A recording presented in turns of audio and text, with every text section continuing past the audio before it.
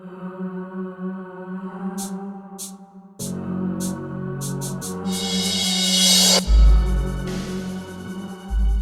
evening and welcome to another episode 36 of the Real Wrestling Show Dash. He got it right this week because last week he just went woo, which was a little bit not what we do. But my name's Bigsy. My name's Dorsey. And with the Real Wrestling Show for fucking hell, I fucked that up. With the Real Wrestling Show for the Real Wrestling Show, AEW.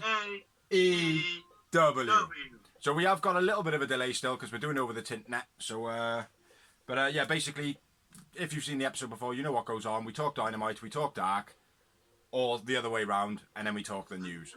My buddy's in Cardiff, I'm in Newport, and yeah, we just talk. Yeah.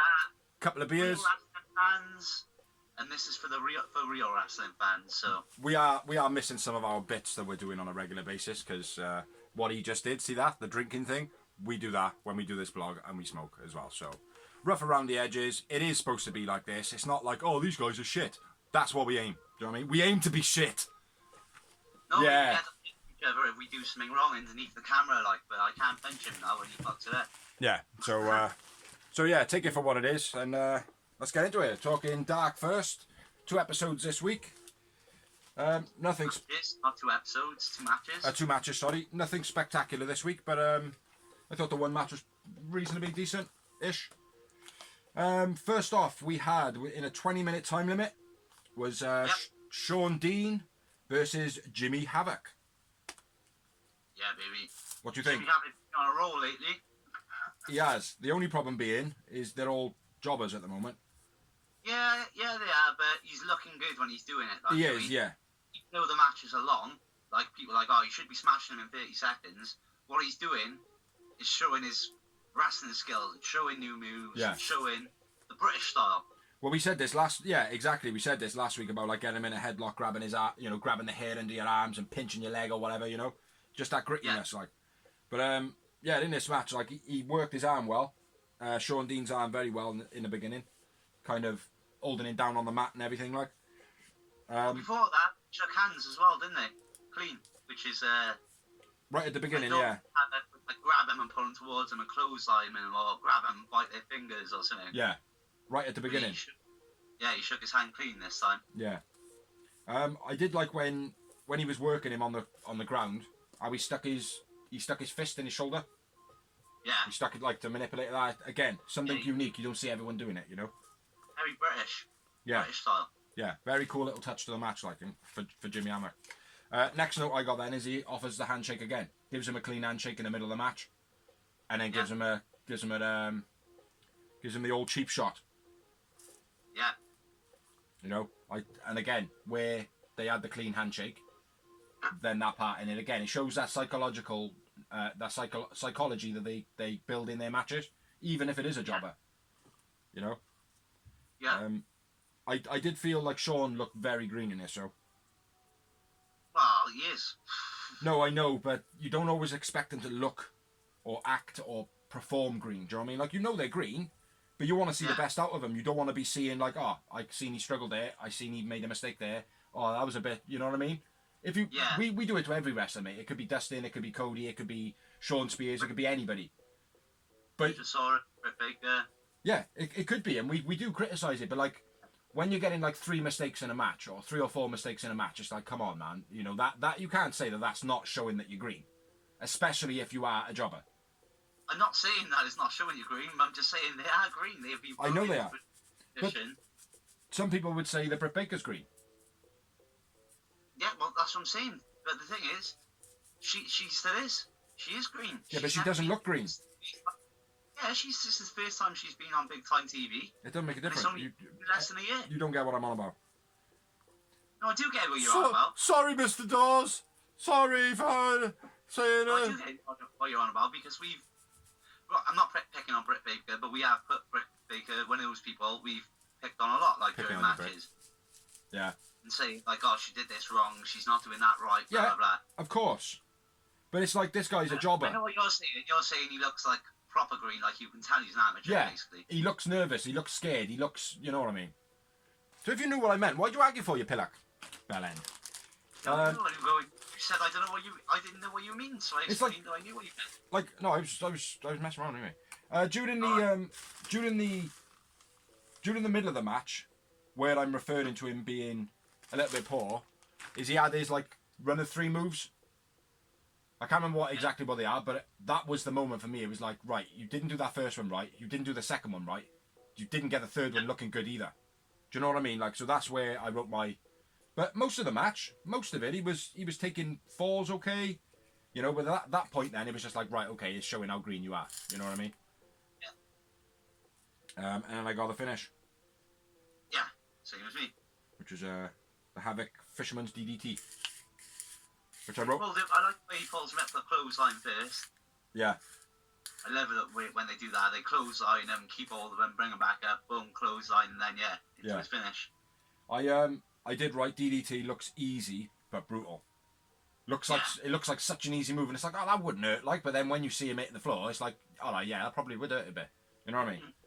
Really, really nice finisher, man. Yeah. Havoc's impressed me lately. He's what?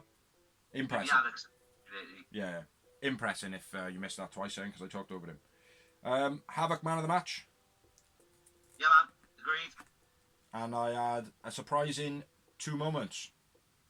I had 1. Tidy. Yeah, 2 moments, 1 moment. Jimmy Havoc man of the match.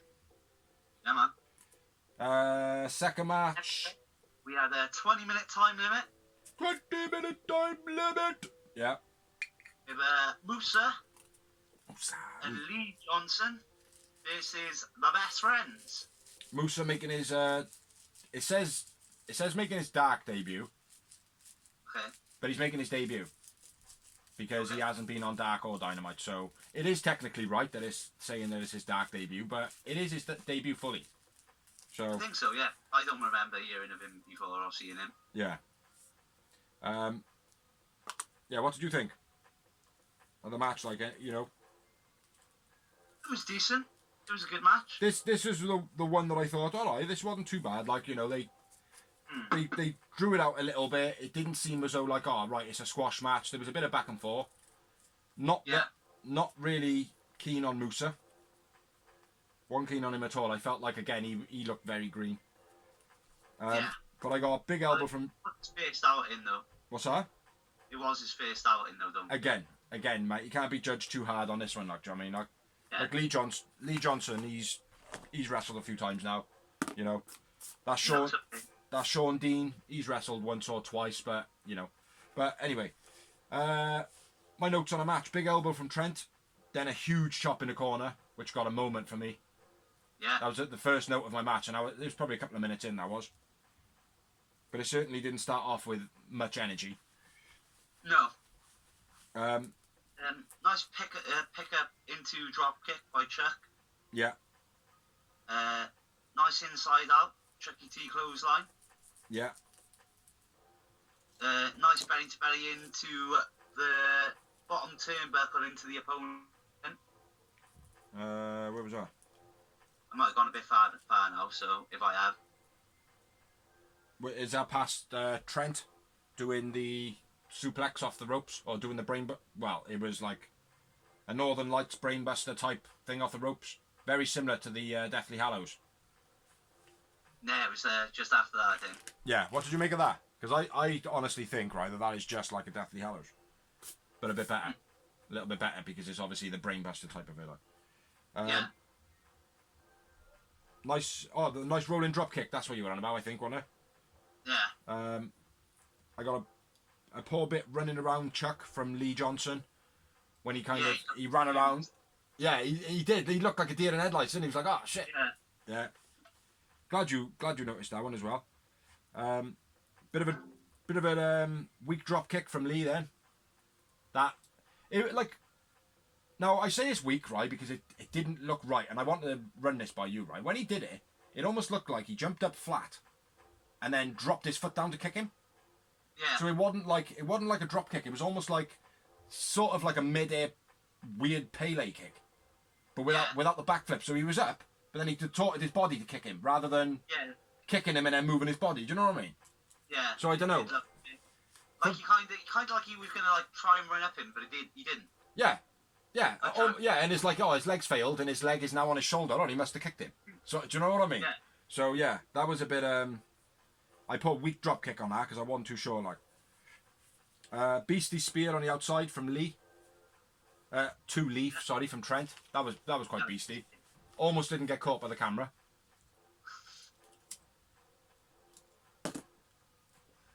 What else you got? Because I think I'm at the finish, eh? Eat the feet into Dragon Suplex by the Best Friends. Yeah. I do like that move. They do it well. Yeah. And then, the finish. I got Chuck E. T's. Chuck E. T's toe face. Oh, Chuck E. T's face in the hug. I was creasing. I don't know why it made me laugh so hard. Like, but when he went in for the hug, he just went like I like. But yeah, I was laughing my fucking head off, man.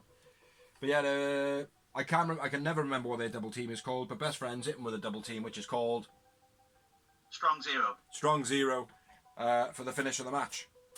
So Best Friends win, which we were all expecting and knew that kind of was going to happen because of who was in the match. You know, it was Jobber's week on Dark this week.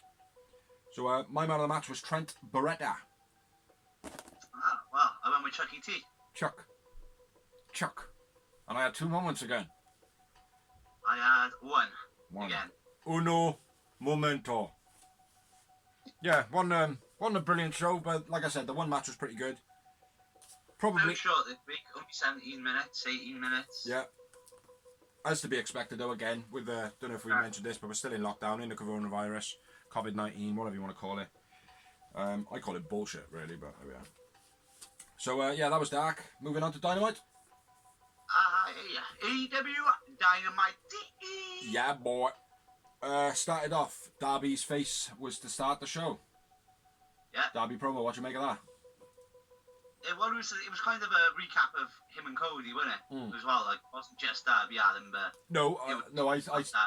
I said it like that because it was Darby's face to start the show, which it was. It fades in from the black, you know. Very Sting-esque. Yeah. Very theatrical. They are definitely how can I say this? It's reminding me the way they're promoting him as a very young Sting. Yeah. The way WCW did when he was very, blonde, surfboard looking, the bright colours. When he looked a bit like the Ultimate Warrior. Yeah. You kind of, like, Ric Flair was the figure point, and then Sting was the future, and you knew it. Even though he wasn't, like, the main event, yeah. You knew he was building up to that. Like, I mean, I kind of got the same feeling that AEW were going for. Yeah. That. And so for a lot of fans I've seen on Facebook going, Darby Allin reminds me of a young Sting, but over there. Yeah, they're trying to compare him to like somebody of legendary status now. Even though a couple of months back they were like, oh, who the fuck's this guy? Like, he's fucking shit. Look at him, he's skinny. He's not going to be anything. Like, now they're all like, oh, this guy's amazing. Like, crazy. Yeah, exactly. Like. It's the same people, man. Same people. It's like I say, I'm not going to lie, I didn't know who the guy was at all until he fought Cody Rhodes on AEW. And I've watched a bit of it, like, I used back then, I was watching ROH. Yeah. All of his shows, and I never seen him, but he has been around, wrestling on the independents, but I'd never heard of him. He's very much an enigma, mate. That's why he rolls in circles where if you don't want people to know, people won't know. You know what I mean? Which can't fault him. It's the same as Penta. Which makes he's a creative person. He's creating all his own promos and all that. Yeah. And everyone I've listened to on podcasts have said this Darby Allin kid is something to look forward to. Like, everyone's behind him now. So yeah, he's a beast, mate. The kid's a beast. Gutted for him, man. Gutted. But yeah, good start of the show. The build up between Cody and Darby, and obviously they've had 2 matches before, and they were both spectacular matches. Well, the second one was probably not as good as the first. The first one was very good.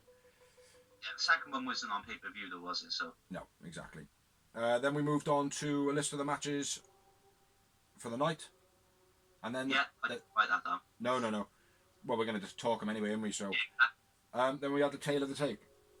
Loving the tail of the tape. Well, it's an old school thing, man. That came, WCW used to do it. I think ECW did it. TNA did it at one point. We loved it when TNA did it. As long as they're not doing it every single match for every single wrestler, do you know what I mean? Like, because that's shit. Just be for the big matches. Yeah, like the main event of a show. know. Or a tournament. What's that? Or the matches you know are going to be big, like, do you know what I mean? Yeah, you know. Yeah, with a big rivalry to it, like, you know. So yeah, I thought I quite like the tail of the tape. Definitely keep that in. I found my fan with the best sign as well tonight. It was Austin Gunn and Billy Gunn. Joint fans of the signs they were this week. We haven't been able to do it for weeks, so there we are, winner of the sign. Yeah, so into the first match, then, yeah. Yeah, man. Didn't catch if it was a time limit on it. I don't think they announced it, because if neither one of us catch it, then they didn't announce it. Yeah, I think they're just letting it rule, innit? Yeah. But first match of the evening, half decent match. I would like to say it was a brilliant match. It had a lot of moments in it, but it was Darby Allin versus Cody, accompanied with Brandy Rhodes. Yeah, boy. Brandy. Oh, yes. Brandy.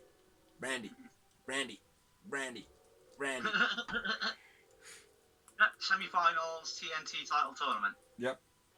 Slow start to the match. Yeah, I didn't write. I don't think I wrote anything for the first 4 minutes or something. No, it was kind of the same with me, mate. It's like slow start to the match, test of strength. Cody lifts out with the pin, does his knee. That's where my first notes come in, basically. So I don't know if you had anywhere near that. You should shoot it, bro, because the first note I've got is when Brandy gets taken out. So. Oh, fucking hell, that's miles down for me. Exactly. Where's that to? I don't even know where that is. I know I've got it somewhere.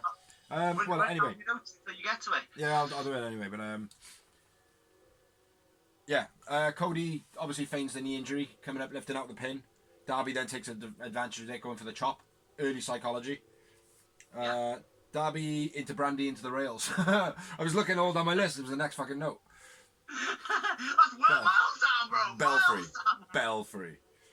Yeah, so Darby into Brandy, and then obviously chucked into the guardrail.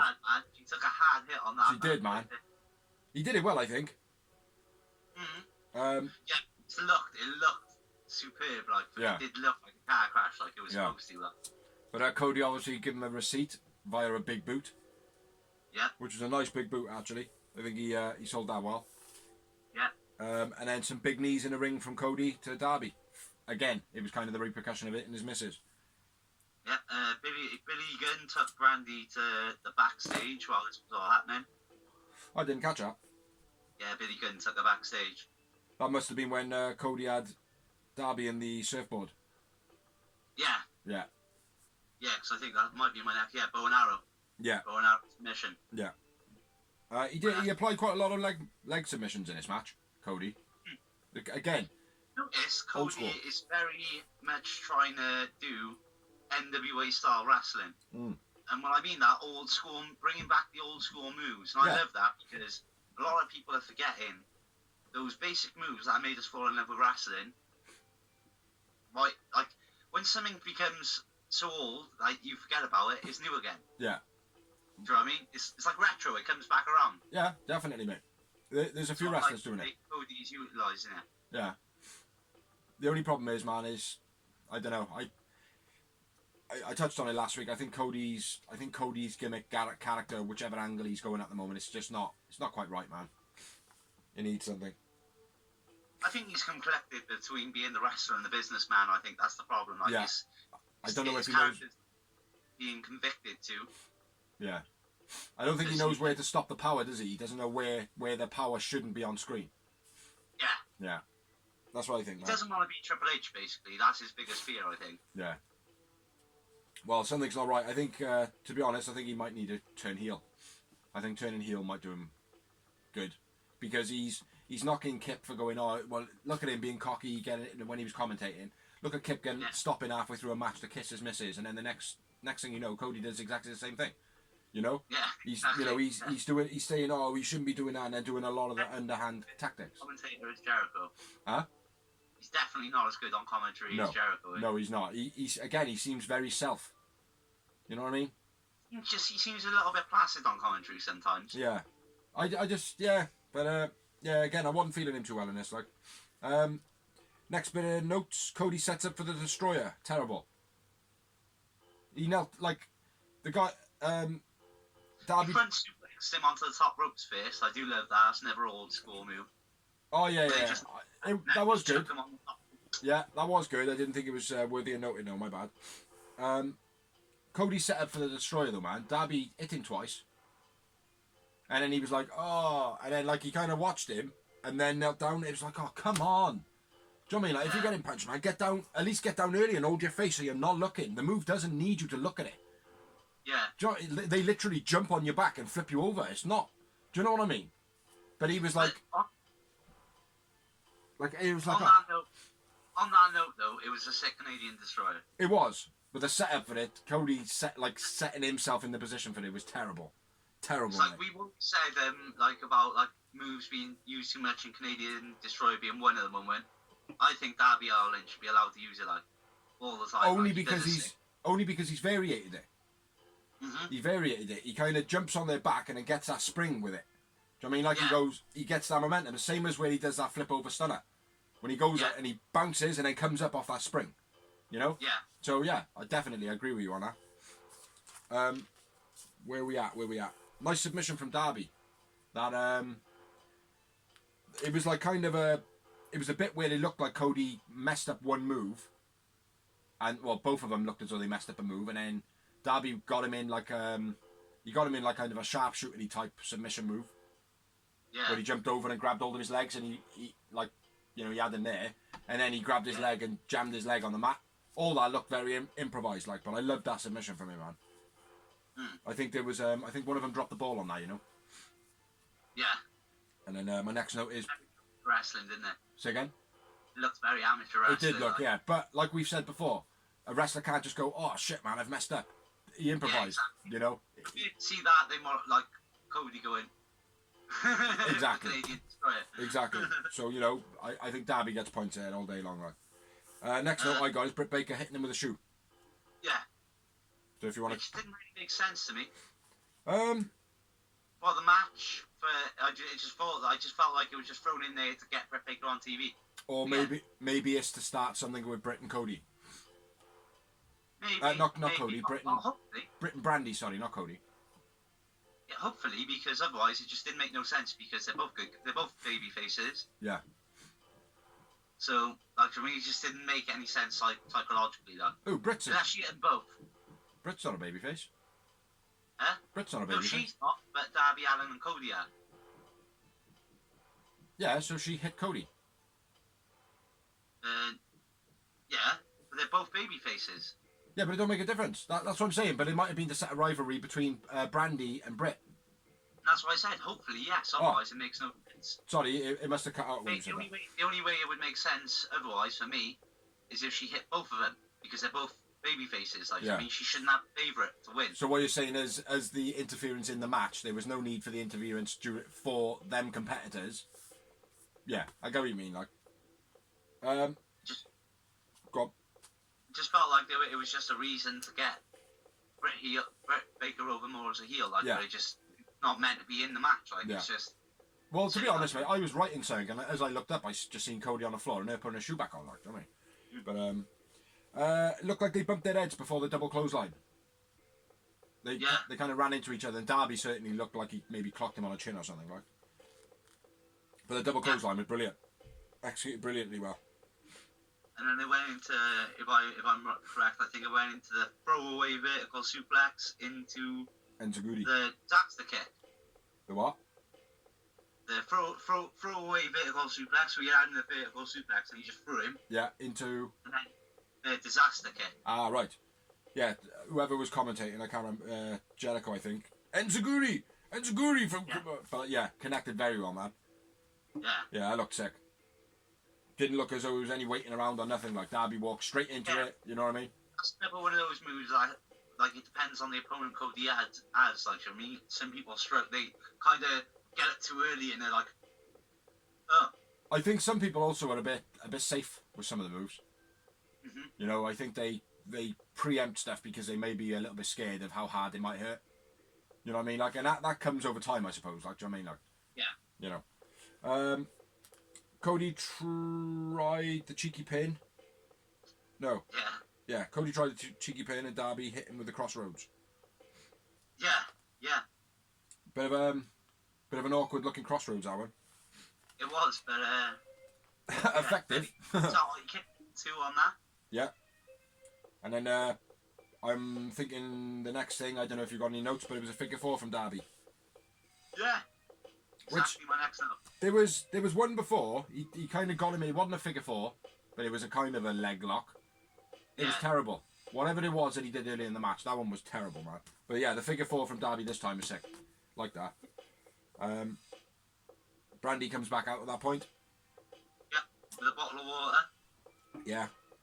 Gives it to Cody, he has a swig. Darby's like, I ain't having none of that. Whacks him with a bottle of water. Yeah. Nicely did. Yeah. And then he did a moonsault into Cody Rhodes. What the fuck have I written there? Moonsault catch. Cody Rhodes, Darby kicks out. What the fuck? Well, my next note is the sloppy stunner, which I think is the same note. It's like, I think there's like where he does the moonsault into like the stunner thing. Yeah. It's one of his favourite moves. It was fucking awful this week, I got it. Bit strange, wasn't it? It was awful, mate. It was. They both mistimed it. Yeah. This is just before. Go on. This was just before. When Darby was. Sorry, go on. When Darby was coming down, Cody was kind of coming up. Yeah. It just looked. Yeah, it was a bit odd, man. It was just before the coffin drops, wasn't it? Just before the coffin drops. Yeah. Yeah. Yeah. It was a bit strange. I think it ended up looking okay-ish. You know what I mean? Cody goes for the coffin drop. Then it couldn't have been that great. I don't know if it was supposed to be a stunner. I don't know. I'm not sure. It was his favourite move. It's just one of his favourite moves. The backflip into the stunner, isn't it? Or whatever. He does that move into the stunner all the time. Darby Allin. When he flips over the shoulder. Yeah. I don't know if they were going for that. Huh? I don't know if they were going for that. Honestly. They were for Chris. Well, No. Yeah, sorry, I read it wrong. Darby moonsaulted onto Cody, and he gets him into the crossroads from it. Yeah. And then Darby kicks out. Huh? Yeah, I'm not about that. I'm on about after that. Oh, right. And then I got Cody goes for the coffin drop. Darby reverses the coffin drop. And then the rest. Where was that to then? I must have missed that. It's in the middle of the part, but he goes for that, the stunner move he always does. Mm. And it just looks awful, bro. It looks like proper, like fucking... I think Enzo. Yeah. I think I was a bit earlier on in the match, but I know which one you're on about. Yeah. It's like, I don't know, fucking Sandman. Yeah. No, it didn't, yeah, no, I remember now. So yeah, if I go back to there then, Darby does a moonsault, Cody catches him, puts him in the crossroads, and Darby kicks out of it. Yeah. And then Cody goes for the coffin drop. Which was sick, man. It was good. He looked like he went over slightly too far, but still, looked brilliant, like. Yeah. And then Darby does a coffin drop. And Cody wins. The fuck, man? I've never seen that finish ever in a match. Because Cody wasn't actually pinning him. He didn't pin him. He didn't forcefully grab him. He just kind of rolled over and slumped. Darby still thought he had him in the real pin. Yeah, exactly. It was more of a mind game pin rather than an actual pin. I think a lot of people are saying that it was sloppy. A lot of people are like, oh, that's very clever. I'm one of those people that's like, oh, that's clever as fuck. It's very clever. Not for the way that it finished, not the way that it was executed by Darby or Cody, but the fact of what was programmed for the finish. Do you know what I mean? Anybody could have done it. I think they missed a trick on that. Yeah? Yeah, because I think they should use that for Orange Cassidy. Because it suits his gimmick perfectly. Yeah. But brilliant end to the match, man. That's my only criticism of it. It did look, at first I was a bit like, what the fuck? Yeah, I watched it back twice. And I was like, actually, it's believable. Yeah. Exactly what I thought. Certainly. But it was done certainly like, I've never seen that way of winning before. I've never seen that finish to a match. I'm sure I have. Yeah. But not for a long time. I've never seen it where the one person is actively pinning the other person but being pinned themselves. Never. I'm sure it happened, mate, in like the late 80s, early 90s, back like when I was a kid, like Like, Yeah. I mean, because I'm sure something happened like that with like Bret Hart and someone. Yeah. Because I've obviously seen it where wrestlers just slump. One falls over and the other one falls on top of the other one and whatever, like, do you know what I mean? Yeah, but, yeah. Cody wins the match, slyly, which was a bit disappointing for me because I would have liked to have seen Darby being the underdog against Lance Archer and win it. But we said it from the beginning. Yeah, we knew. Yeah, it was a bit played out, though, you know. Man of the match for me was Darby Allin. Yeah, Cody wins, Darby Allin man of my match too. Yeah, and I had 7 moments. Quite a lot. I was harsh today. I think. 1. 2. 2. 2. Yowie wowie. It was a good match, though. It was a good match. Well, yeah, it was a very good match, and like we always say, like the moments don't actually mean it was a shit match if we give a low score. Like, I mean, it's just what moments stood out for us, isn't it? You know? Exactly. Right. So next up, we had Scorpio Sky promo.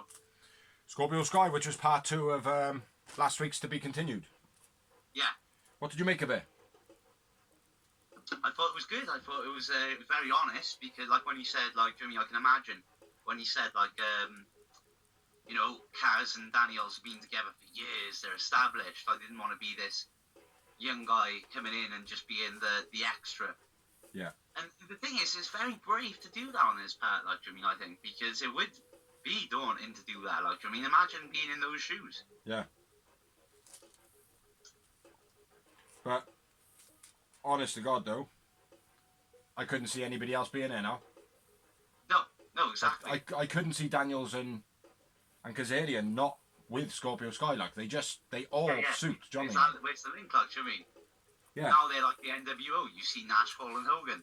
You would, like, if you just literally turned on wrestling tomorrow and you seen those 3, you would have expected them to be wrestling together for the last 20 years. You know what I mean? Yeah, Not like people that have only just discovered them would look back and keep going, where the hell's Scorpio? Yeah. Like, you would be thinking, like, what's going on here? But the guy's got a massive future. Mm-hmm. Massive future. Well, like I said, he's made a bold and a brave move to do that, and it's paid off. Yep. And like, I mean, a lot of people said that Triple H would have never be able to keep the X going without Shawn Michaels. Yeah. And at the time, I was like, fuck me, it is a bold move, because Shawn Michaels was the X. Like, I mean, the whole characteristics were based around him. I know they were based around Triple H at the time as well. But well, more so when he got injured, wasn't it? Yeah. Yeah. No, there's Scorpio's guy, mate. Guy's a beast. Yeah, definitely. You I know, agree. he is a little bit older. He's not starting out at an ideal time in his life. But the guy's got good energy, good movement, good moves, good team behind him, good spirit. Do you know what I mean? Like, my missus... From what I'm aware, he's in good physical shape. What I mean, like you haven't had many... From what I'm aware, you haven't had any previous massive injuries. Neck injury, I think. Yeah, he had that one, but not... He hasn't had multiple wins, like, No, I mean. exactly, like. But, yeah, he's good eye candy for the women as well. My missus fucking loves him. I don't know about your missus. But a lot of the birds, a lot of female fans are all like, yeah, Scorpio Sky, that was a bit of him, like. My missus more into Mox, people like that. Milky chocolate! Huh? And Darby. Yeah. And Jeff Hardy. Yeah. People that look nothing like me, ironically. All the skinny fuckers. Yeah, the only thing I am is skinny, that's it. Yeah, it was good though. I could have probably watched another, like, I could probably watch a documentary on Sky, man. He does seem like he's got probably some good little stories in it, like, you know. But he's good to watch. Moving on then, next promo. MJF injury update. Winjury update. Poor fucker cut himself shaving, eh? Oh, mate, I'm telling you, that neck brace looks uncomfortable. Looks rather uncomfortable. I wouldn't want to be MJF right now. No, I'd be sweating my bollocks off in that. Yeah. It's like I was clipping my nails yesterday, mate. And I caught a little of my skin. I know how he's feeling. I know how he feels, mate. Do you know what I mean? I haven't... I had to phone up sick for work today as well, because of the little nip on my neck. Is it? Ironically, no one answered though, so I don't know. Shit. mate, they probably got a lockdown in there or something. Probably just all they're probably just all in the pub, mate, all getting pissed. They're all in there getting pissed. But yeah, MJF's promo coming out saying that he's got an overhealing finger, and then a nail specialist told him that he has overhealing nails, and then he cut his face shaving. He cut his fully furry face shaving. That's the best thing about it, like, do you know what I mean? Like, it's like he had mate, he had more hair than you, like, do you know what I mean? Yeah. But yeah, very cool from MJF. This promo reminds me of a little bit of a WWE one back in the day when Randy Orton got injured when he first started. Like, he only just made it on TV. He was just starting to make a name. Yeah. And then he got injured. But they wanted to keep him on TV, so every week he'd come up and he'd be like that. I am 13% recovered. Yeah. The doctor says if I keep doing my beer can flexes or whatever, yeah. that should be better, like, or whatever it was. Like, I can't remember what it was, but it was the Randy Orton news report, injury news report. It was every week until he was better, like. Well, he's back next week now, anyway. Yeah, May 6th, apparently he's back to live TV tickets, isn't it? Yeah. One other thing in his promo that he said that got me laughing was he said that he was really gutted that he couldn't get on a germ-filled plane. Which I thought, well, like, mocking it, but how true. Do you know what I mean? Like, that's what's brilliant about MJF. Like, do you know what I mean? He doesn't lie. Yeah. You know? Except for, obviously, his injury. It was quite bad. Quite bad. No blood action in that nail, you know? That's it. Exactly, mate. You know, if he could scratch it, and then when he, like, scratches his face, he could cut his face. Exactly. You know what I mean? Who knows? Terrible stuff. So, moving on. Great promo from MJF, as it always is. For the Dynamite debut of Musa, getting his ass handed to him by Wardlow. In a 20 minutes time limit.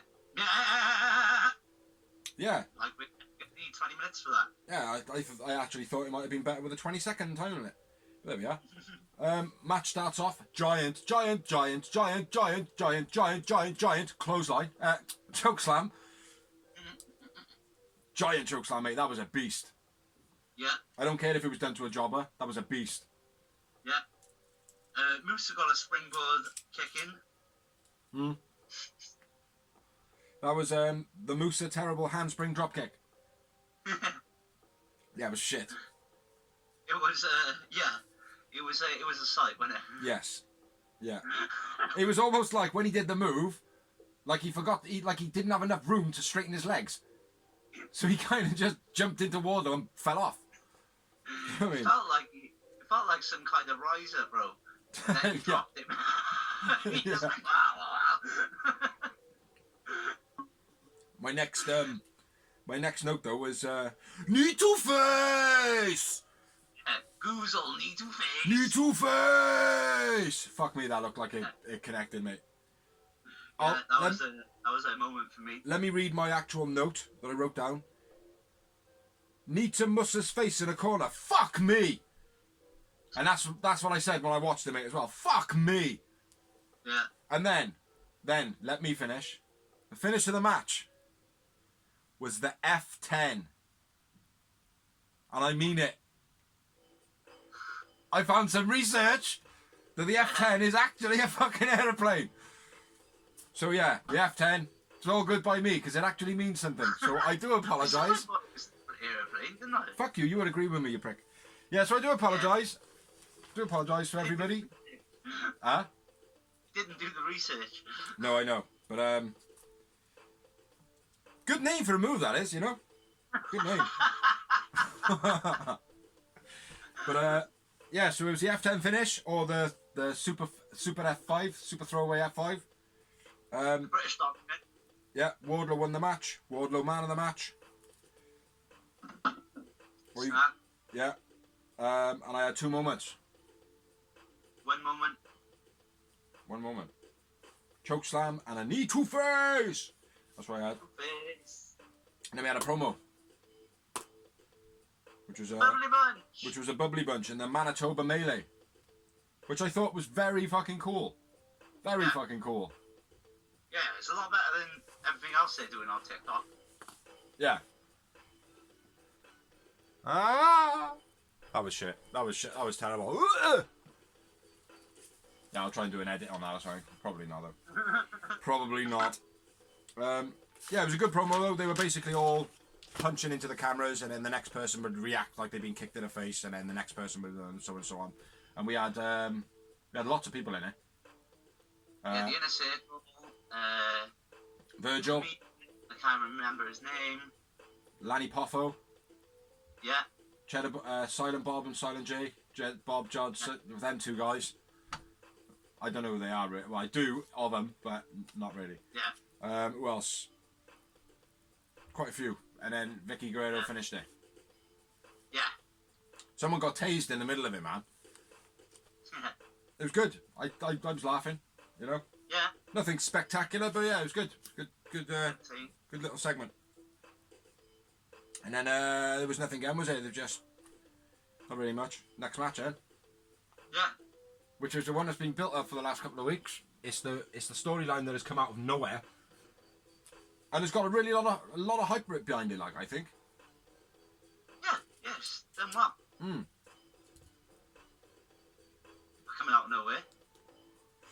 It's Jimmy Havoc with Kip Sabian, accompanied with the sexy Penelope Ford. What? Super sexy. Say that again. Super sexy. No, you keep cutting out. Say it again. Super sexy Penelope Ford. So that's 3 times he said it now, so it must be real. Right. So yeah, they were versing Best Friends with the ever sexy Orange Cassidy. No DQ. The ever sexy Orange Cassidy. The ever sexy Orange Cassidy. Now I said it 3 times, so it must be true. Rusty squeeze, baby. It was a brilliant match. Brilliant match. There was far too much shit going on. Was it a no DQ match? Yeah, I said that. It was it? Yeah, definitely. I didn't even clock it. I was thinking, hold on, they're going to disqualify him for losing the ladder now. It was chair shot, chair shot, chair shot, chair shot. And it's like, hold on, the referee's not doing a job. I'm confused whether it was a tornado tag or a friggin' normal tag, because they didn't start doing tags till halfway through, and even the commentators were like, oh, I suppose we're doing tags now. Yeah. Yeah, it was a bit awesome match. Absolutely brilliant match. Like, match of the night, I think. You know what I mean? Yeah. But yeah, so many moments, mate. So many like notes on this. I got half a page on it. I got loads. I've got a full page, so. Fucking hell. Well, it started off with Havoc and Kip jumping best friends, which you'd expect from the bad guys. Yeah. Trent out the ring, over the top rope. Yeah. Taking out both Havoc and Kip. Yeah. Havoc throws a chair into Orange Cassidy's face. That's what I had exactly next. I don't want to just rattle them through, mate, just in case I get past you, like, do you know what I mean? Yeah. Chucky T suplex on the chairs. Yeah. On the outside. That was good. Like that. Yeah. Then Trent spears Havoc. Yeah, that was blocking. Jimmy Havoc was trying to hit. Jimmy Havoc was trying to hit. Shut up, man! Shut the fuck up! Jesus Christ! Havoc was trying to hit Chucky T with the chair. Then he was speared by Trent. Carry on, my brother. Then Kip comes out for the save over the top rope. Yeah. And then Havoc pulls out a ladder. Yeah. Now they start tagging. Oh, Chucky T had a chair chucked at him as well on the outside. Yeah. Ladder was chucked at Trent. And then there was a lovely guillotine by Havoc to Trent on the ladder. Mm-hmm. He pulled it off, like not pulling it off because the move can be done, but it just executed it so well, like. Looked nice and crisp on TV. Yeah. What did you make of the double team? The Jimmy Havoc, Kip Sabian double team. Oh, is it you on about the finger eye poke thing? The eye poke drop kick. Yeah. It was unique. It was unique. That's It didn't, like, I don't think they sold it well enough. Like, after it happened, and the fact of knowing what it was like, oh, okay, that's pretty cool. But it's like, watching it, it's like, it just looked like Jimmy Havoc just kind of went down, stuck a finger in his face, and then Kip Sabian kicked him like that. That's all it looked like. It didn't look like he poked his eyes out, or it certainly. Yeah. I didn't catch it certainly. Anyway, I don't think it was focal enough. Huh? I caught it straight away. I didn't notice it, man, at all. I just felt like they felt it was cheesy. Yeah. When they were doing it, so it didn't come off as well as it could have. Yeah, I don't think they set it up as well enough as they should have. Like, yeah, definitely. Havoc, creating havoc with a chair. Yeah. Best friends double chair shot to Havoc. That was sick. Missing those, bro, weren't you? Well, if I miss a nose, mate, you fill me in. Nice kick from back to head into Havoc, which goes into Trent size, yeah, which we said. Backstabber off the top rope. Was that? I didn't see that. I didn't notice that. Yeah. Oh, okay. Kip puts Trent on the chair in the corner when he's sitting down. Is that what you were on about? Yeah, why not? I've just got Havoc creating havoc with a chair. And then he goes to he goes to throw him into his partner, Kip, into the chair while Trent is sitting on it. He's going to do a top rope and move, and as he goes to do it, Trent moves, so Kip just fucking crashes onto the chair. Like. Oh, I didn't see that. I missed that. Chair set up in corner. Oh yeah, I got that. Yeah. Chair set up in a corner rope. Kip won the melee and Chucky T into the chair. That's Chucky T was it? I think so, yeah. Well, the chair was set up in between the ropes. Oh, I need to know when Trent was actually sitting on the chair. Oh, no, I missed that. I must have missed all that. How the fuck did I miss all that? Unless I've just included that with the Havoc creating havoc. But go on, anyway, carry on, my bad. And then I got then I'm on to the concerto. Yeah, that's where my next note is. Yeah. Then it's the chair set up in a corner rope. Kip and I think it's Chucky. Yeah, Kip and Chucky have like a melee where they're reversing. Kip gets the better of him, slams his head in, and I don't think he protected himself. No, he didn't. It looked like a hardcore old school Benoit dive to the chair. Like. It did, definitely, man. Which respect Not a to him. moment from I know that. Respect to him for it, though, man. Yeah. We've got a running chair shot by Trent to Kip. The old RVD. I like that. I think it suited him. Yeah, I said that. Trent modified Van Terminator. Yeah. Yeah, very suited him very well, man. Yeah, it was sick. Big chair shot to Havoc. Nothing spectacular, just across the back, but it sounded big. Sounded big. Trent pulled off the corner onto the ladder. That was sick. Yeah. When he was standing up on the top, a ladder was set across the middle ropes.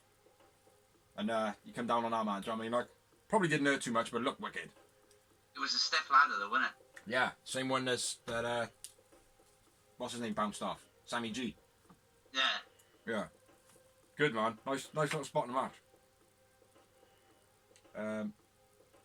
What's that say? Like, they put the chairs on the side then.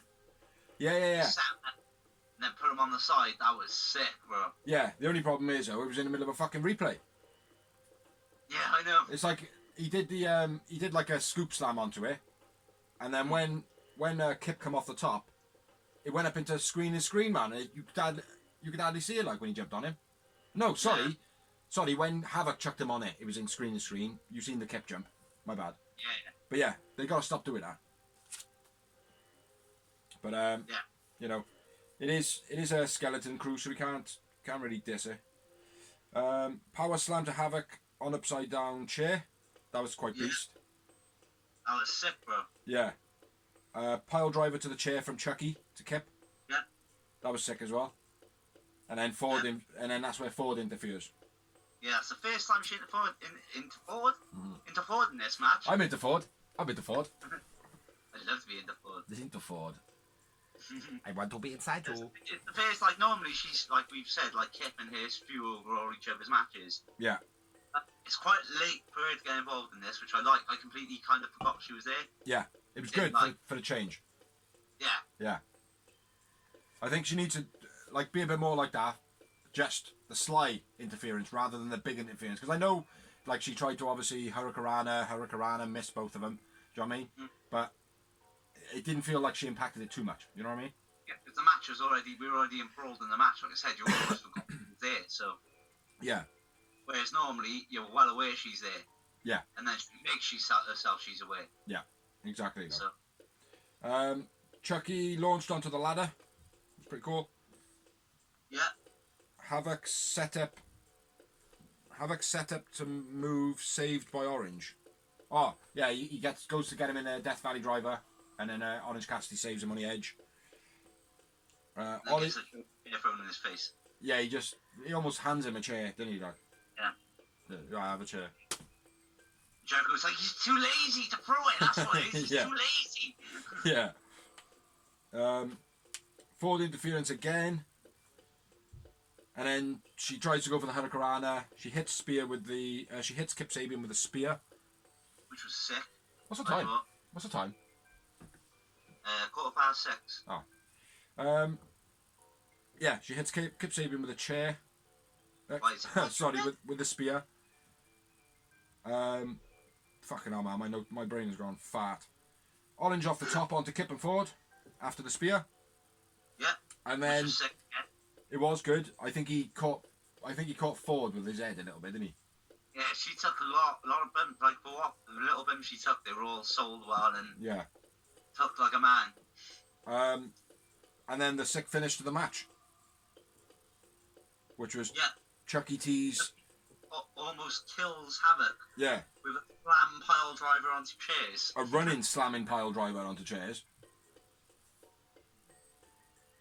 Huh? I said a running slamming pile driver onto the chairs. Oh, it's fucking beast, mate. Yeah. It actually tipped the man of the match for me. But the winner of the match was Best Friends. Man of the match for me was Chucky T. I went with Jimmy Havoc. Jimmy.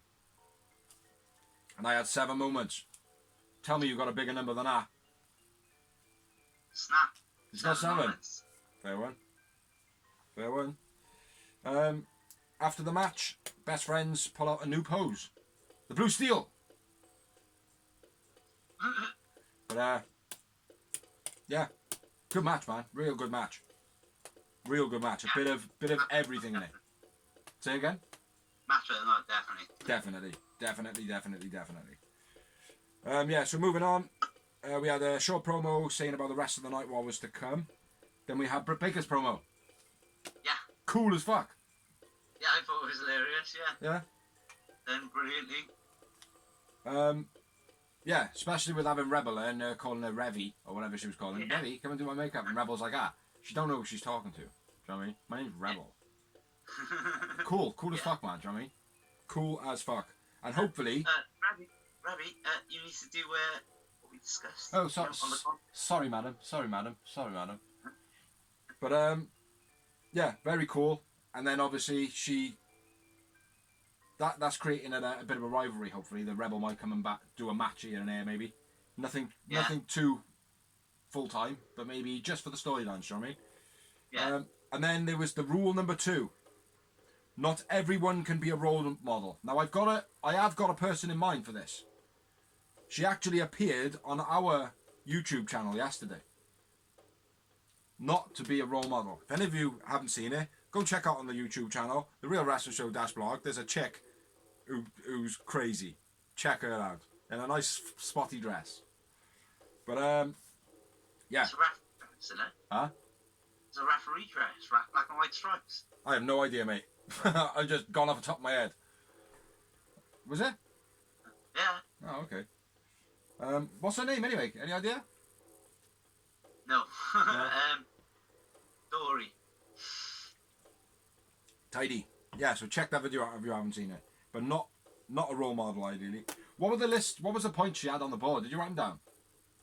Or can you remember what she wrote down on the board? I can't remember either. It was like, not being... Model, if you're fat, Photoshop is an option. Okay. Photoshop and filters are your friends. Yeah. And if you've got scaggy teeth, don't smile. Fair one. Yeah, brilliant promo though. Brilliant promo. If you haven't seen it, check it out on YouTube. I think it's on there somewhere. And then the next match, which was a bit of a weird one, this one. It was Sean Spears versus Guy in the Ring. Aaron Blake. Yeah. Guy in the ring. Guy in the Ring. No entrance. No entrance, no mention of his name, nothing, until like 2 minutes in. Yeah. Like after the match had started. So, if that keeps happening... After the match started, they were like, Baron Black looks like quite built. Yeah. But yeah, as far as... If Aubrey Edwards were in the ref, I wouldn't have known it could have been the ref. As far as I'm aware, though, he is called Guy in the Ring. So, dodgy headlock takedown from Guy in the Ring to start off. Yeah. He twisted Sean Spears, like, he proper twisted. Weird, man. Do you notice him go over his back, sideways? Yeah, strange, shouldn't have done that. Brainbuster from Spears. Which, again, Guy in the Ring didn't really do well on that at all. Like, he kind of convulsed during it. Like, when he was in the air and he tried pulling his arms out, it looked like he was convulsing, like. Which some might say that'd be good. Do you know what I mean? But not so much. Big, massive chop from Guy in Ring to Spears. And he didn't appreciate that at all, mate. That's when it turned around, didn't it? And then it was pretty much the finish of the match, which is what I've got left. So, if you've got any more elaboration on Guy in the Ring? Just in the middle of the ring, for no reason. That was quite funny. Yeah.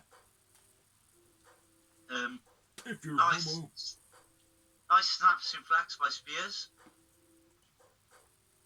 Spears starts hitting the chops himself then. Oof. Replay. Have it back, motherfucker. And then Spears hits the C2. And then does the sharpshooter. C4? Yep, the C4. I was just checking the maths. Yeah. Sharpshooter and then goes into a trance. Suits him. I think that suits him, mate. Do it like that all the time. Sharpshooter, go into a trance. Huh? Medium boy, sharpshooter's gonna suit him. Not so much other man, just the fact that he was like so deadly focused, like, do you know what I mean? I quite like that. Because he's got creepy murder eyes, like, do you know what I mean? Yeah. But yeah, so Sean Spears kicks the fuck out of Baron Black, sorry. Spears man of the match. Yeah. 1 moment. 0. And then moving on, we had the technique of Taz. And this week's was Lance Archer's crucifix powerbomb move. Can't remember what it's called. Blackout, is it? Yeah, I think so. Good move, though. Yeah. Very effective. Oh yeah, Lance Archer is quite beastly, fair play. And I think this works as well. By analysing moves, they can roll that into storylines as well, which they did this week. Because they had the next promo was Marco and Lance Archer showing how Marco can, like, you know, why he can go with whatever, how much of a beating he took. So it went from Lance Archer's technique into Marco and Lance running into Marco and Brody Lee. So it was like a transition. Yeah, nice the way they flowed well. Yeah, worked very well, I think. Didn't it? There was no stutter in between it just flowed. Yeah, and it showed a bit of everything. It showed off Lance Archer, showed off the rivalry they had, showing off Marco's stunt, showing his willingness, do you know what I mean? Like, and then he died. Then he died in the next match. He's got to do the same now again. Yeah. Pretty much. Lance Archer and Brody Lee are very similar statures. Marco Stunt and Brody Lee? Sorry, Lance Archer and Brody Lee. Oh.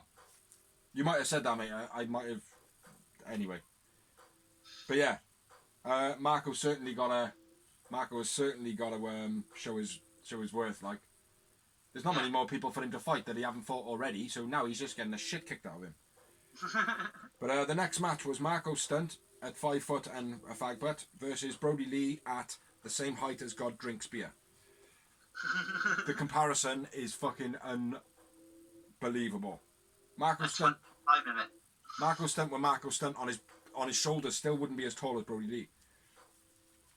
But yeah, for me though, the match started off a little bit slow. My first note was the big boot from Brody Lee. Yeah, my first note too. Yeah, there was nothing really. It was just, okay, we're going to see Marco Stunt thrown around here. You know.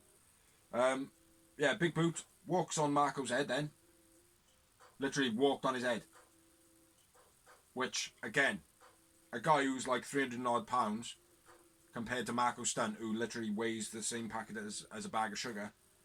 You walk on his head, you're going to squash it like a grape. Do you know what I mean? Mm-hmm. But he didn't look impressed by that, Marco.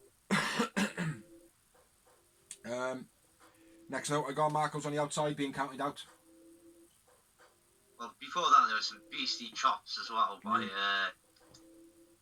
Brody Lee. Beastie chops. Bring it over, man. Tell that shit. Talk that shit. That was the only thing I got. I'm with you then on the next part. Okay.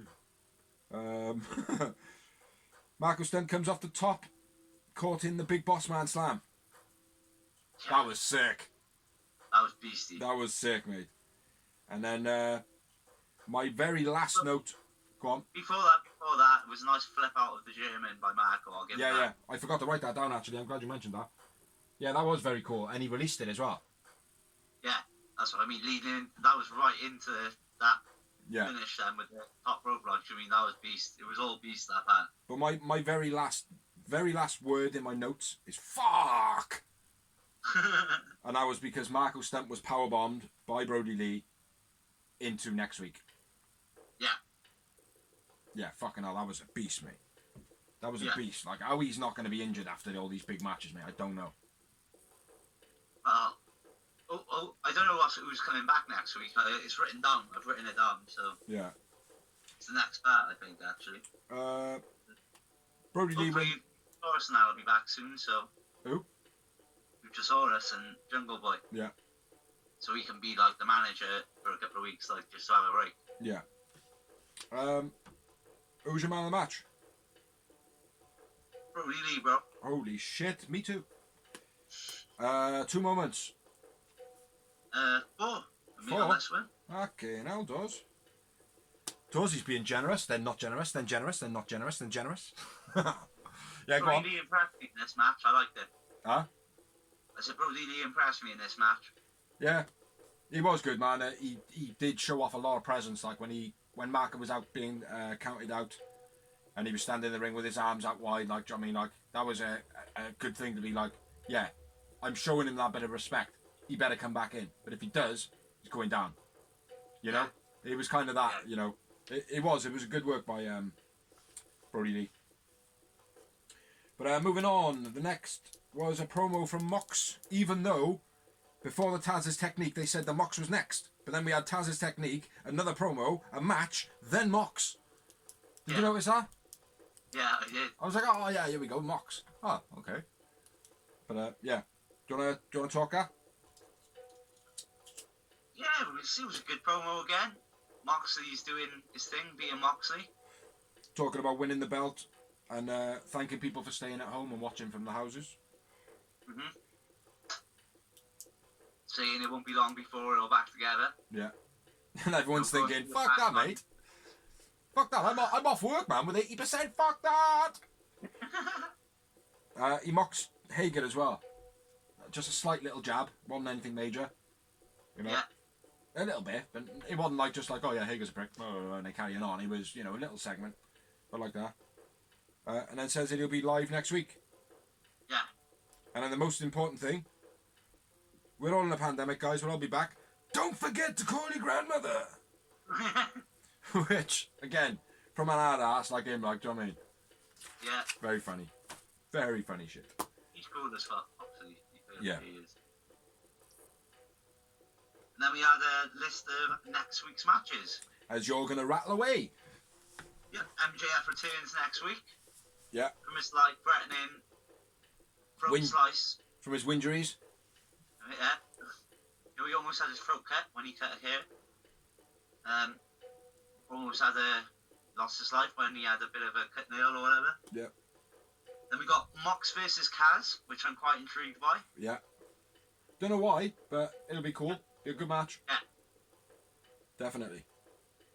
And then we've got Kenny Omega and Matt Hardy versus Les Sex Gods. Yeah. That should be an entertaining one. Chris Jericho and Sammy Guevara. Yeah. In a street fight. That should be a very interesting one. Yeah. Is it a street fight or is it just no DQ, and no count out. Yeah, So but I've written street fight. So. that's what it is essentially, though, isn't it? Yeah. Yeah. Trying to trick us, AEW? No. The only difference is in a street fight you can pin him anywhere. Yeah. It's like a hardcore match. Yeah. But you can only pin him in the ring in this, isn't it? Yeah, I think so. Unless it is a street fight, because I've written street fight. I don't know, I can't remember. It could well be, man. Could well be. Because the problem is, when they say it, they go, it's a street fight, which means no disqualifications and no countouts. Yeah. So you're like, oh. Okie dokie then, we'll just go along with that. So moving on to, what is it? The main event of the evening. That was a little bit of the John Moxley at the end of that, brother. Evening Moxley. And this week's match was Lance Archer versus Dusty Rhodes in the semi-final of the tournament. Dustin. What did you hear? Dusty. Ah, it must have been you then. Before the match, Lance Archer takes some guy out, man, on the rampway for no reason whatsoever, like he's been doing every single week. Yeah. And then he stood back up, poor bastard, and fucking got an hell of an elbow to the face. I like it, but I think it's going to get boring quick. Yeah? Or It will. it's going to be good though, because they'll be able to do like a storyline with it. Only a short thing, like where like someone will be a cameraman, and he'll go to knock him out, and he'll be actually there his opponent, like. Yeah. That'll be good. Good twist to it. Yeah, do you want to start it off? So Dustin front flips onto Archer from the ring apron. My first one is Lance knocks Dustin down with a powerful shoulder tackle. It was that kind of like, oh, who can win whoever. That whole power struggle there, but I felt like that takedown by Lance Archer was a good like precedent for the match. Yeah. Like, nah, mate, I'm taking this. Which I don't know who you would expecting to win it. Who were you expecting to win it? Well, we spoke about it before. It was obvious. I'm asking again for the sake of the video. Huh? Always going to be. For me, the final was always going to be Cody versus Lance. Yeah. From the very beginning. Definitely. But I think it did set out the precedence, and then what you said then, Dustin off the apron. Yeah, I do like the way they dangled the carrot of a rematch between the brothers, though. Yeah, it was never convincing enough though. No, it didn't need to be. It didn't need to be there. So therefore, you can't convince people of it. You know. Yeah, exactly. Can't convince someone of something that they don't want. Do you know what I mean? Here's a bag of rotten potatoes. You want them? No, I don't. You want them? Yeah, but I don't know. You want them? Dustin couldn't power slam Lance. Yeah. And then Lance gave him the whole Hernandez move, which I'm not sure what it's called. The running power block, shoulder barge, get out of here. That's what Hernandez calls it, wasn't it? Get out of here. It's a drive-by, Hernandez used to call it. It was a drive-by. But basically, one person's thrown off one rope, one bounces off the other, and then body checks them in a different direction. Sick. Like an American football move, isn't it, basically? Yeah. Body check, innit? Yeah. I did write Dustin hitting the chair with the face, but it was actually Dustin hitting the face with a chair on the outside. Although Dustin picks up the chair, Lance gets a chair first. Dustin kind of gets it off him somehow. I know he kicks him or then gets it off him, and then he goes to hit Lance with it and catches the boot. The boot hits the chair and smashes Dustin in the face. It did hit him in his face as well, didn't it? Yeah. It certainly looked like it, but I do think he might have bladed. Yeah, he definitely bladed. Yeah, but Dustin meant for it not to be a blade. Yeah, I agree. But Dustin's bleeding again. Yeah, my missus said that. Now, I might have missed a trick here, but my missus was like, "Is it me, or is he bleeding every fucking week?" And I was like, "Is he? I know he bled a couple of times." No, it's either him bleeding or Cody bleeding, or him bleeding or Cody bleeding. If it's not one brother, it's the other brother. Do you know what I mean? But the thing is, Dustin has got a lot of red makeup and stuff like that, so it does kind of trick your mind as well a little bit, you know. Well, not in this one it didn't, because I knew that, like, 'cause I said that in the beginning. I was like, yeah, but he's got red face paint on there, like, you mean? Yeah, no, I get that. You know? I understand that, like, but I think because either one of them is bleeding, both of them are branded as bleeding bastards. I mean, they both bleed all the time. Do you know what I mean? It's just that. But yeah, I think it's that, like. But I wrote it, bleeding. Dustin is bleeding again. My next note, Aubrey almost gets knocked over by Dustin coming off the ropes. Yeah. And her way of blocking it was just going. She just did that, like. Flash! Yeah. Yeah, I thought that was pretty funny. Suplex by Archer was beastly. Say again? Snap suplex by Archer. Yeah. Simple move, but look sweet. I know Dustin looked. Archer keeps pulling and tearing at the cut on Dustin's head. He didn't. It looked real, like, do you mean? It did look quite. I don't know. Like, you mean? Did he look? Did Lance Archer look aggressive enough doing it though? For what he was doing with his hands, did he look? For me, he looked a little bit bewildered, like. Do you know what I mean? I don't know if I was just me, like, but he didn't look like if you were like pulling at someone's cut, you'd be gritting your teeth and shit, like, do you know what I mean? Because it takes a lot to do something like that. Do you know what I mean? Felt the kind of serial killer to me, though, the way he was so calm about it, the way his eyes were just like. I suppose it could be taken like that. Yeah. I don't know. I just don't. I do this every day. This is nothing type thing, like. See, I believe it more from Sean Spears and Lance Archer, though. But I don't know. That's what I felt about it anyway. Yeah, my next bit is Dustin looked knackered on the outside after he was like having the shit kicked out of him, and then my next note was the shattered nuts in the corner by Dustin. Dreams. Huh? Shattered dreams. Yeah, we should rename it though, something like the crushed nuts, something like that, or not so natural anymore. Puke up your nuts. Yeah, unnatural pain taker. Stiff clothesline from Lance then. Very stiff clothesline, in fact. Yeah. Dustin hits him with a code red. Big close. What was the crossroads? Code red. They said code red. Oh, don't listen to the commentators, bro. They did say. Oh, yeah, it might have been Crossroads. Yeah, Crossroads. It was a Crossroads. Yeah. Sorry. Then a big clothesline from Dustin. Yeah. Where have I got this? And then the next thing, Dustin goes to the top rope, jumps off and gets caught by a beastie chokeslam. Yeah. That's one thing Archer does well. Archer? That's his new name, Lance Archer. Archer. Yeah. I think we said that a couple of weeks ago. Yeah, I wrote that. Nice chokeslam by Lance. Just before it as well, he caught him in a power slam. Caught the power slam I've written. I don't know what that is. I can't remember. Anyway. Old school Moon. What do you think of the old school? Oh, it was beastie, bro. It was wicked, mate. Didn't expect it at all, like when he was walking around the ropes, I thought, oh, okay, Undertaker here, just going to come down with a big punch. I thought, oh, it might suit him doing something like that. And then a fucking moonsault, like, I was like, oh, what the fuck? I thought he was going to do like a DDT or something like, or an elbow, just drop on, like, do an elbow on the back of his head or something like the Undertaker, but a bit different. Bit modified. Separated. Yeah, that's what I thought. When he turned around and the moonsault, I was like, what the fuck? No, sick. But the thing is now, though, he's going to do that every week, isn't he? But like that. Yeah. 4 fans like that, every week we want to see that now. And it's like, and then 4 fans are going to turn to none. Yeah. There's more than 4 fans, obviously. I'm not dissing AEW. I fucking love AEW. AEW. Yeah, you see, we want, like I said, too much all the time. You can't do it because then it becomes the same every week. Like, it's not spectacular anymore. Yeah.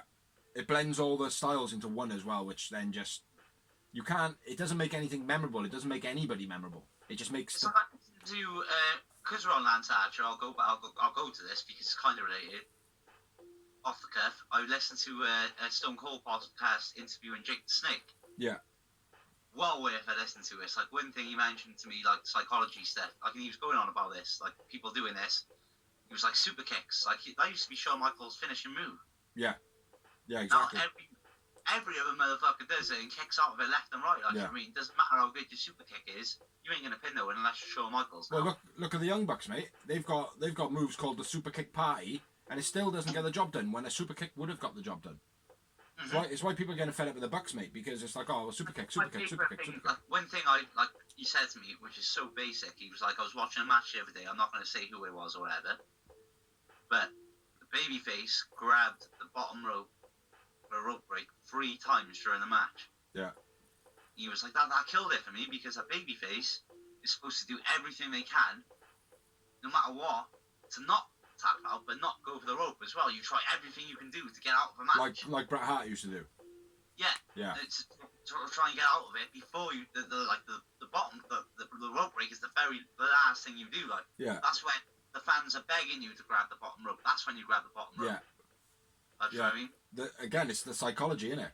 Yeah. Yeah. And it's a very simple thing, but that, like, opened my mind big time. Like, yeah, definitely, mate. Definitely. I never even clocked that. I've never even thought that before, mate. Not even a concept of it, like. But anyway, let's get back to the match, man, because otherwise we're going to dawdle too long, man. Where were we at? We were at the old school moonsault. Yeah. And then another big choke slam and then a big boot. The second choke slam wasn't as good as the first one. No, but it was still good. It's still good. Still very good choke slam. Very good. He needs to keep that move regular. Every week he can have that. And then Dustin had his head slammed against the exposed turnbuckle. Yeah. He rips off the pad, which is impressive. Yeah. I still think, like, I know he's a fucking huge guy, but things like that do might have been wrong. rigged as well. Might have been like some of the ropes cut on there and half of the rope cut, so when he pulls it, it's not too hard. You know, let's take some credit away from the guy.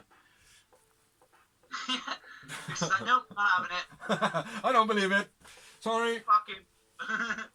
You got the moonsault, that's it. That's my praise to him for the day. Yep. What else do we have? QT was going to throw in the towel then, after Dustin had his head bashed on a turnbuckle. Cody comes down and says, no, don't throw in the towel. And then asks him if he wants to throw in the towel, and then Dustin looked as though he was trying to throw in the towel. Yeah, Cody. So, no. QT come down, was going to throw in the towel. Cody then you said Dustin looked like he was trying to throw in the towel. Yeah, then Cody stopped. Then Cody stopped QT Marshall from throwing in the towel, and he said to Dustin, "Do you want to do this? Do you want to do this or whatever?" Then Dustin pulled the towel out of his hand, almost like he was trying to throw it in himself. And then Lance Archer obviously slammed his head on the mat a few times, stuck his knee on his throat, and pinned him for the finish. Yeah. But yeah, bit of a strange way to finish the match. Could start another rivalry between him and his brother. Possibly. Some could see. Winner of the match. It played out that way for me. I seen it, mate. So it played out like that for me. Lance Archer was a winner of the match. Yeah. Lance Archer was a man of the match for me. Man of the match for me too. Yeah. How many moments? Just 2. I had 4. So yeah, that was the main event of Dynamite. So that's Dark out of the way. Dynamite covered, and we're gonna move on to the news. The news. So and rumours. Yes, news and rumours. As always, we go back and forth. It's the only thing we discuss before we do the blogs. We go back and forth. I say one, he says one. I say one, and so forth. So, do you want to go first? Do you want to go first? Yeah, go on then. So, NXT Japan was a thing. Now it's not. It's cancelled. There was also a lot of other NXT foreign brands about to be set up. I assuming Saudi Arabia would be one. That's just me assuming. I don't know. I'm not 100% sure. It's quite it's kind of an obvious thing they're winning now. Not obvious as in like, oh well, don't say it like it's stupid, but obvious in the thing of like, well, the pandemic now, Vince like having to get rid of all of his staff, and it's kind of a it's you know, it is what it is now. Like, you know, it's the free. I think it's the free fall. NXT UK is in jeopardy too, which is a shame. Yeah. If it does go down, because I think it's been reasonably successful, or it is. I don't really know, man. It's like I was against it all starting up, man, because again, Vince McMahon monopolising everything. Do you know what I mean? Which I don't agree with at all. At the same time, though, the way I saw it was it gave the UK talent a chance to get on a massive stage. Well, they did, didn't they? ITV on the World of Sport, but Vince took that away from them. Yeah, but World Sport was shit, bro. You knew it. You said it yourself. Yeah, but It was fucking awful. mate, lots of things are awful when they first start. You got to give them a chance, mate. Do you know what I mean? Yeah, I know, but like the one-off show they did on New Year's Day was sick.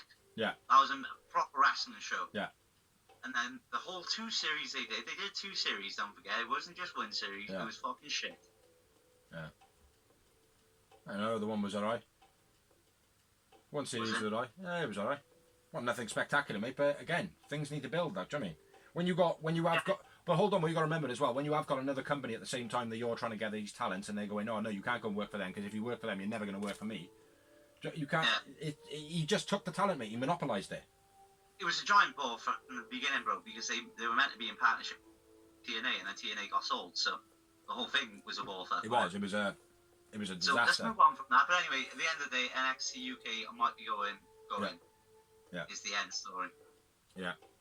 It's a big market, so fingers crossed. Next bit of news. Howard Finkel was humiliated in a wrestle court because he was due to take a slap from a female wrestler, and when he did, he flinched. So they dragged him out in the back. They had him in a court, and they had another female female wrestler slap him in the face, and again he basically flinched, and they ribbed him for pretty much the rest of his life. So big up to fuck Vince. Cruel as fuck, mate. What you got? Wrestlers cool. You want about the thing that was run by Undertaker backstage, yeah? Yeah, Undertaker, Bradshaw, people like that, yeah. I kind of agree with there being a wrestling court, but not to the point of humiliation. Like, if someone's not comfortable with doing something, they shouldn't be forced to do it and then humiliated because they didn't want to do it. Do you know what I mean? That's pretty poor, But anyway, what's the next bit of news, mate? Ring of Honor will be on UK TV soon. It will be on 11 PM, May 6th, Sky Channel 192. Fight Network UK. Yeah. Awesome. Apparently, it's airing directly after Impact, from what I read on the internet. When it airs. Yeah.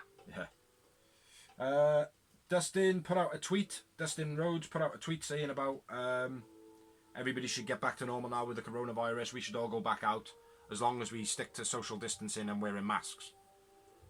But I don't see a problem with it, providing it's done right. But it is just a whole shit wave of what if. Do you know what I mean? Here's the thing. It depends on where you are, I suppose. I mean, like, for example, if you're in Tokyo, it doesn't matter where you go, there's someone. Like, their country is that populated, their city is that populated. Yeah. Doesn't matter where you go, there's someone. So, like, Dustin is in the middle of Texas. He's got his own ranch. There's fields. Exactly. Do you know what I mean? So it depends on where you are, innit? It does. It depends on your circumstance. It depends on where you are. It does, like, do you know what I mean? But he's not wrong in what he's saying, because we do need to get back to normal. I'm not the one to say, now it's time. Do you know what I mean? Because I'm not. But I am an advocate. Sorry, I am an advocate for saying, well, I understand that we need to get back to business. Mm-hmm. We need to start getting things back to normal. But I'm not one to say, let's do it now. Do you know what I mean? Like, because it's important for everybody to kind of feel the same way and in a rational manner. I don't think Dustin Rhodes is an irrational man. Here's the thing, right? None of us in our generation, apart from our grandfathers, have ever lived in any situation like this. Nobody's ever lived through a pandemic. Well, I suppose. Well, yeah. Well, no, they didn't really live. I don't know. What would you say is a pandemic? I'm talking about one. Like the closest thing you can come to what we're going through now is like a war. A war, yeah. Basically. But this is what, like, I was trying to say, our grandfathers, like anyone who still lived. They could certainly see, like, the whole people having to get together and the social morale and stuff like that. But in the sense of what's happening now, nobody's seen it before. No, exactly. No, but what I'm saying is that's the only thing you can actually relate it to as what we're going through, basically, is what I'm saying. Yeah. Like, similarities to, like, the struggles that you're going through. Yeah, I know what you mean there, yeah. At the same time, there's also certain things like rations, shopping, all that crap, curfews, whatnot. But he did get a heavy rap for it, though, man, and I don't think it was due, to be honest. So I don't think do, but at the same time, like I said, it was if you're gonna put out things like that, you've got to expect backlash as well. Like Exactly. But he deleted his tweet. But, yeah, exactly. What's your next bit there, man? Cal Bloom has been touted as a future main eventer by Vince McMahon. He is the son of Bo Beverly, who was part of a tag team called the Beverly Brothers back in the day in WWE. Not too I familiar. don't know much about the Beverly Brothers. I kind of remember them. They were a tag team that were around, but they didn't really. Yeah, I seen that bit of news, and I did genuinely think it was Albert's kid. I thought it was Matt Bloom's son, like, but obviously not. Bloom is. You're right. Albert is Bloom. Yeah. But it's. WWE workers are failing to adhere to the rules that are set to keep them alive, being the coronavirus shit. They're not wearing their masks. They're not keeping their distances. Blah blah blah. So it's another corona thing. So next. I thought I'd wait for you to drink there. Right, a woman apparently went to Walmart shopping. Woman, as in the wrestler. Huh? Woman, as in the wrestler. R.I.P. She's gone. Yeah. No, just a regular American woman. Yeah. Went to Walmart shopping. Was going through the clothes and came across an NWO T-shirt, which is obviously we all know is a famous wrestling faction. Or a rap group. Or a very, very notorious rap group, those. That's NWA. I know. I'm American. Go on in. Yeah, as we all know, very famous wrestling group, the NWO, Scott Hall, Kevin Nash and Hulk Hogan, like, Hollywood Hogan. She actually thought it was Walmart promoting NWO as in one government, one currency, one religion, one... all that shit. One love, one religion, one dream for all these people. So, Dash Blogs YouTube channel.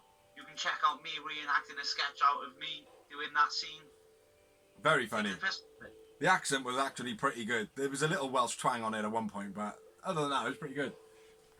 Y'all don't know what's going on. It's blasphemy. It's blasphemy. What we got next? Velveteen Dream has been accused of sending Rudy pictures to underage girls, or a underage girl. Yeah. He has venomously denied it. Yeah, that there's a third party involved investigating it, saying that he was hacked and his personal pictures were used without his consent. Yeah. WWE have yet to comment on it, which is always a dodgy sign. Yeah, but they do that though. They say, oh yeah, well, you know, if they say, oh, we'll back you until the end, they seem to fuck up. If they say, oh, you know, we'll leave you be or whatever, it seems to fuck up. So it's best to just stay out there. It's none of their business, like, I mean. Yeah. But yeah, Velveteen Dream's been sending willy pics to underage girl. Potentially. What you got next? Innocent until proven guilty, as I always say. Yeah. Next bit of news, Drew Gulak injured. I don't know what it is, but he's injured. Diana Perrazzo, so have I said that right? Yeah, Diana Perrazzo. Diana Perrazzo said she would love to join AEW. I think she'd be a great addition. Yeah, I thought, I was surprised when WWE released her because every time they promoted her or she was on screen, they were hyping her up big, like they wanted her to be a star. Well, I'll say this. I don't know hardly anything about Diana Perrazzo, but over the last, like, since she's been released, she seems to know how to get a lot of heat on her. Not bad heat, but just to get eyes on her. Do you know what I mean? Like, she seems to be, like, in the news here. She seems to be, like, people are sharing her tweets and blah, blah, blah. Do you know what I mean? She just seems very focal. So, yeah, I think she'd be a great addition. On this note, just because it's just popped into my head, and I knew none of us had written it down, Cody was interviewed about, what's his name? Woo. Oh, Zack Ryder. Zack Ryder. Yeah. About him potentially going to AEW, and he said he's like probably one of my only friends in wrestling. But I've got so many friends here. I don't know if I can hire another friend because how do you work with so many friends? Yeah. There's a difference between business and pleasure type thing. Yeah. I can't just keep giving my friends my job. a No. job, basically. Exactly. But in the wrestling world, everybody's your friend, really, isn't he? Do you know what I mean? Exactly. What's your next bit? Then Samoa Joe returns to commentary on Raw. And Mick Foley tweets about it saying, I've always been a big, massive Samoa Joe fan, as everyone knows, but he's a don on commentary as well. Yeah, but he's a wrestler. Get him in the fucking ring, man. WWE are being sued by several people on the count of fraud. Said fraud, didn't I? Over the Saudi TV deal and the recent drop in the shares. So basically, this is what's happened. Vince McMahon and co. have recently sold all their stocks and shares in WWE, haven't they? A lot of them. When they were high. Then they made a load of decisions which dropped it all right down low.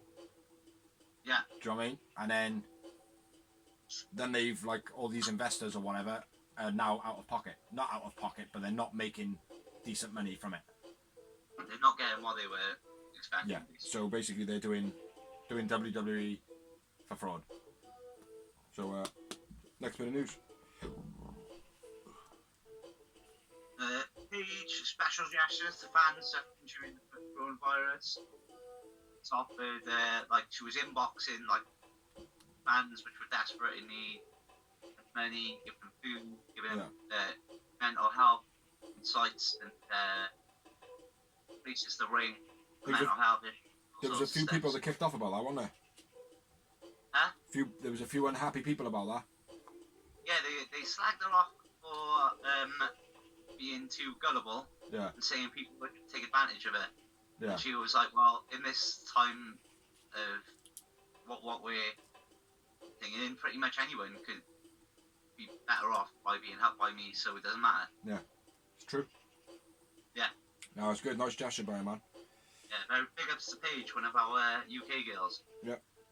WWE reportedly gives releases to pretty much anybody who asks for one. Yeah. Now, that is something they should have been doing a long time ago. Should have been doing that ages ago. Yeah, they should have been. It's a financial thing, isn't it? It's not so much that. It is now, but the reason obviously they wouldn't do it before is because they were afraid that other companies at the time, being Impact or TNA, they would take them. Or AEW now, or even ROH, who have been building and building and building over the years. You know, they've kept them on solely so somebody else can't have them. Yeah. That's fucking bullshit. A lot of it, yeah. Fuck Vince again. Do you know what I mean? It's absolute bullshit, man. Do you know what I mean? Yeah. So they're reportedly giving releases to pretty much anybody who wants to be leaving WWE. If you don't want to work for WWE, you're not going to get the best work out of them. Why would you keep them? At the same time, why would you leave now? Guaranteed money. There's no. Why is AEW might not hire you? Because for the simple fact you might not be able to get there. Yeah, it is that like. But if you're not being used in that, mate, do you know what I mean? If you're feeling like, oh well, look, you know, I'm not getting any younger. I've got all these creative ideas. I've got all these aspirations that I've had over these years. I can't do any of them, yeah. Do you know what I mean? Like, I'm not living my dream. Like, do you know what I mean? Like, I'm slaving my body, like. You know? They're still getting paid right now. Yeah, it's all good getting paid, no, mate. If you to be in wrestling, no, mate, you've got to have a dream for a start. You're not going to put your body through that shit for nothing. Like you can go out and do whatever you want. That's the problem. Like, that's what I'm saying. But again, not everybody. You know, if we're talking purely on WWE and the way they work, not everybody might get there. Do you know what I mean? I can't remember. It's not about the situation. Like, other companies ain't going to be hiring willy-nilly now, like, do you mean? No, I know that. I appreciate that. Like, for example, someone for example, Spud. He's a decent name, but he's not a massive name. Not enough for you to fork out. No, because he's more of an entertainer.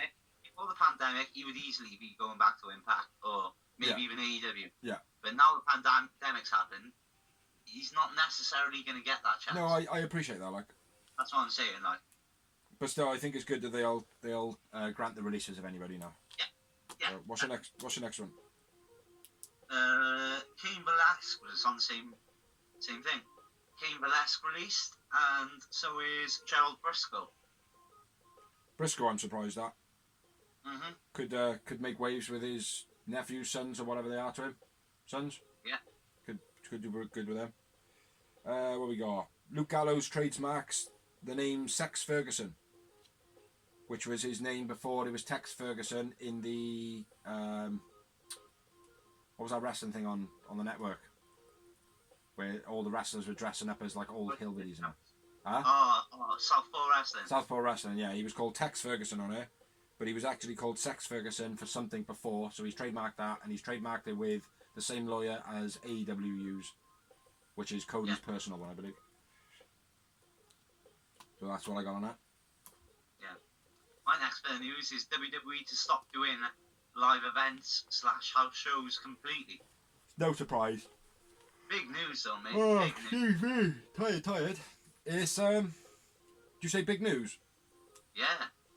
It's certainly a change, but when you look at it, are they really stopping house shows, or are they just stopping Tuesday night house shows and Thursday night house shows? Because they've already got a house show on Wednesday, it's NXT. They've already got one on Monday, it's Raw. They've already got one on Friday, it's, do you know what I mean? Televised shows ain't going to come to Cardiff. No, I appreciate that, like. Oh no, mate, they won't stop touring. Shows aren't going to go there. No, they'll never stop that, bro. They'll never stop that. They may say it now. They're stopping, that's what I'm saying. Like, why would they come to Cardiff for a TV show? Because the amount of people that go to their shows. Yeah, like 3,000. Yeah, but that's because they do. That's because they do little shitty stadiums. That's their own fault. Do you know what I mean? Like when we've gone to WWE shows, mate, they've been sold out. Yeah, but you know what I mean? Only like I said, they're tiny arenas, isn't they? Like, you know what I mean? Okay, well, right, knowing right that WWE will put on like three nights of a show. Yeah. Right, and they'll put in 3,000 people. Why not get a 9,000 arena? Yeah. Do you know what I mean? Maybe you won't sell it out, but in America they're doing 20,000, 30,000, 50,000. I appreciate that, mate. But they'll get the tickets over here. They'll get higher ticket prices. Yeah, I don't know. I don't know how it works, mate. I might be talking absolute bullshit, but I don't think they will stop. I don't think they'll stop touring. Like the UK is going to want to tour. Yeah, exactly. So what I'm saying is the places like Cardiff. I think it'll still happen. Nottingham, little places like they'll come to London, they'll come to Manchester, they'll come to Birmingham, and then they'll be gone. I mean, they ain't gonna do the little cities. I think they will. Even if that'll be sending out their B wrestlers that they would call B wrestlers. Do you know what I mean? Like most of the time, that's the A wrestlers for most of us. 205 Live or something. Huh? We might get a 205 Live. Well, maybe. Do you know what I mean? But I still think they will do something. That's why that was the whole point of building NXT UK. Yeah. To build it big enough that they didn't have to come over here anymore. Exactly. So if that's not going ahead, they've got to have something over here. Otherwise, they're going to lose a big market. They will, mate. They will. Trust me. Well, I hope it's not true because I feel sorry for the kids. Like, I mean, because like my little brother went when he was a kid. Like, I mean, got to see his heroes on TV in Little Cardiff Arena. Exactly. But that's why they can't stop it. That's why they can't stop it, mate. Next bit of news. Drew Galloway sends a WWE replica to Captain Tom Morgan with side plates that say 100th on it. Now, it's a brilliant gesture. But the fact that he's in the news and everything like that, I feel like they're tailcoating him. Yeah, right. I see what you're saying, but they do it all the time. Yeah. Not just with like Tom. They do it with like cancer survivors. What? All sorts of stuff. Not just people that are in the mainstream news. Yeah. Right. Okay. Because so I see it as a sly stunt myself. Yeah. Personally, like, I mean, I hope now that everybody that is 100 years old gets a WWE replica belt. Because why is Mr. Tom special than anybody else? Because he raised £29 million. Yeah. Yeah. Do you know what I mean? It's on the tailcoat of him, man. Right, for me, personally, and I could be seeing things I shouldn't be, right? But I feel now, WWE has put themselves right in the centre of all that publicity just with that one little gesture. It's great, like, brilliant. Do you know what I mean? Like, smart as fuck, but I think, fuck Vince. Do you know what I mean? Yeah, well. That's my opinion. You don't have to have the same one, have the same one. Big up the Captain Tom for getting his belt. Big up to Colonel Tom now, because he's just been ranked up by the Queen. So, yeah. Big up to him, man. Yeah. Beast, big up to him. But not to WWE. What's your next bit? Drake Maverick still working WWE even though he's been released. He did say this when he was released, that he had 3 more appearances for some tournament. Yeah. But then after that, he's done. Well, like originally, like they weren't going to give him the tournament apparently. But if he wins the tournament, obviously he's still gonna be in the job. He ain't gonna win the tournament. He ain't gonna win the tournament, mate. They ain't gonna allow that. It'd make for good story. Do you know what I mean?